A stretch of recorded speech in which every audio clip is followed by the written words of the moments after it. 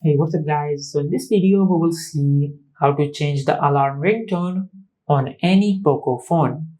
Now to do that, just open the clock app on your smartphone, just like that. Now from here, just tap on the plus icon to create an alarm. Now from here, just set your alarm. Now to change the ringtone, just tap on ringtone. Now from here, you can download any ringtone you like.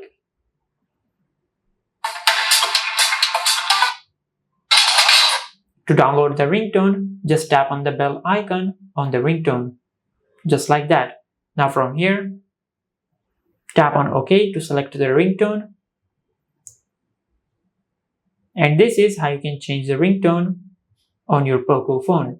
Now also you can set your favorite song as your ringtone. Now to do that, just scroll up. Now from here, tap on pre-installed ringtones. Now from here, just tap on the plus icon at the bottom right on your smartphone. Now from here, tap on music. Now from here, tap on allow. Now from here, you can select your favorite music on your smartphone to set it as your alarm ringtone, just like that. Now from here, tap on OK. Just go back.